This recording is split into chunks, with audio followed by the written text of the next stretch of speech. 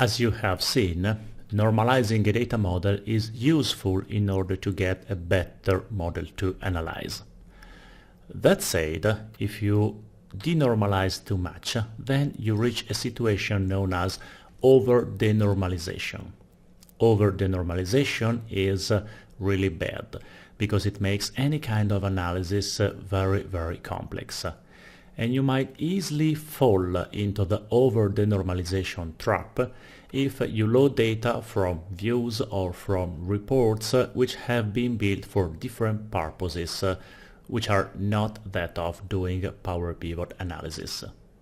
Let me try to explain you what an over denormalization is and how to avoid it, or at least how to solve your reporting needs in case you happen to work with an over denormalized data model.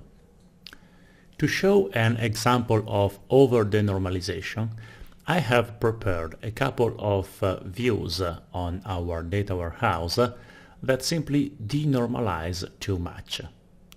So, to start the demo, we go to the Power Pivot window and then we connect with the data warehouse. So, we follow the usual technique of connecting to the database, provide the server name and then the database name. We open the connection, and when it comes to look at the list of tables, if we scroll to the bottom, at least on my demo, I have created these two views, reseller sales and internet sales. Let's start taking a look at the content of these views. Once the data is loaded, you can see that in the fact table I denormalized the order date, the year, the product code and the product name. So I denormalized the product in the internet sales, and I did the same operation in the reseller sales. So now I have two tables containing products and sales. Of course, I cannot create any kind of relationship between these two tables, but they seem to contain all the necessary columns which are needed for my reports.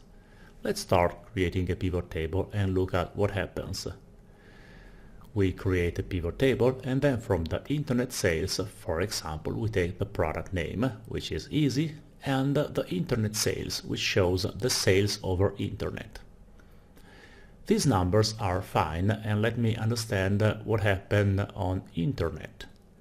But what if I want to compare the sales in internet against the sales of resellers? I can go to resellers, take the reseller sales column, and you see that the number is clearly wrong. It is repeating the same number for all the rows. And of course, we know that this happens when there are no relationship, as it is our case. Power Pivot suggests us to create a relationship between the two tables in order to solve the problem. So, we can go to the Power Pivot window and try to create a relationship between these two tables. Because we are browsing by product, we might want to create the relationship using the product code that appears in both tables, internet sales and reseller sales. But if we take the product code from internet sales and drop it on reseller sales, we get an error as a result, because product code is not a key in either internet sales or reseller sales, so the relationship cannot be created. How do we solve the problem? The problem is that in this schema we are missing a dimension. What we need is a product dimension that can be related to both tables. If the table exists, we can load it from there, but if it does not exist, we can write a query in order to solve our problem. To do that, we need to reopen the connection to the database, and this time we will use SQL to create a product table. We name it product, and then, since we are probably interested in the product name and the product code, we take the distinct values of product code and product name from the internet sales table, and we union the result with the same select distinct of product code and product name from reseller sales. The result of this query will contain code and names of products which appear to be in one of the two tables. By using union, we created the set that contains both. Once the table is loaded, we now have a table where product code is the key.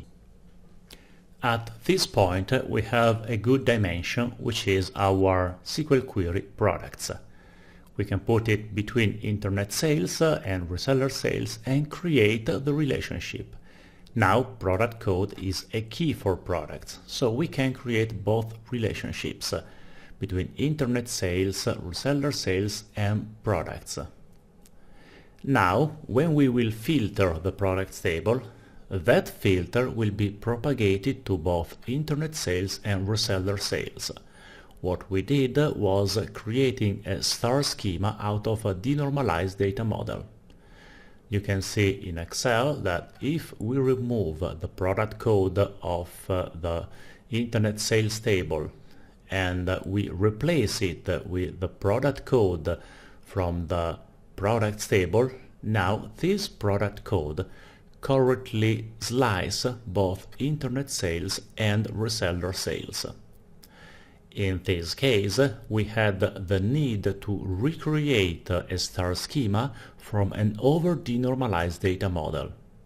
In our experience, the vast majority of issues with reporting needs can be solved by creating the correct star schema and following a few basic data modeling techniques we have shown.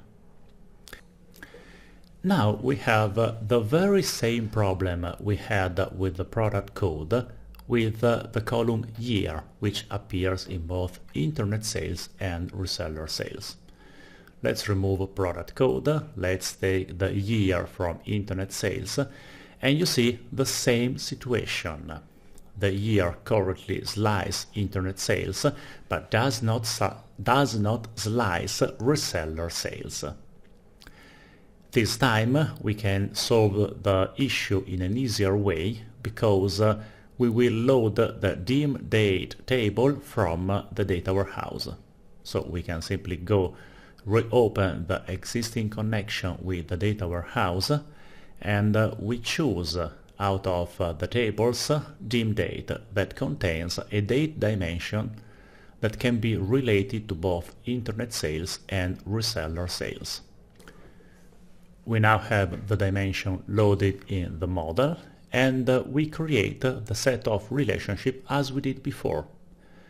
We have order date in the internet sales table and we have order date in reseller sales. So we create the relationship with the date from internet sales and from reseller sales. Again, you can see the shape of the star because we have two dimensions, two fact tables, but the relationship start from the fact tables and reach the dimension. With this model, browsing is much easier. In fact, if we go to Excel, we now have our three tables and by clicking on all, we see the order date. From the order date, we can take the year, put it on the rows, and this year will correctly filter internet sales and reseller sales. It is useful to note that when you perform the correction of over denormalization, you normally end having the same column in many points. In internet sales we have order date, year, product code and product name, and the same happens in reseller sales. It is a good practice to hide these columns so that you do not fall in the trap of using those columns instead of the ones that are in the dimension. Now there is no chance of choosing the wrong column and producing a wrong report. As you have seen, creating a correct model means choosing the tables, following the correct set of relationships, choosing the correct names for the tables. and then solve both denormalization issues and over denormalization issues by creating the correct set of tables, trying to reach a structure which is similar to that of a star schema.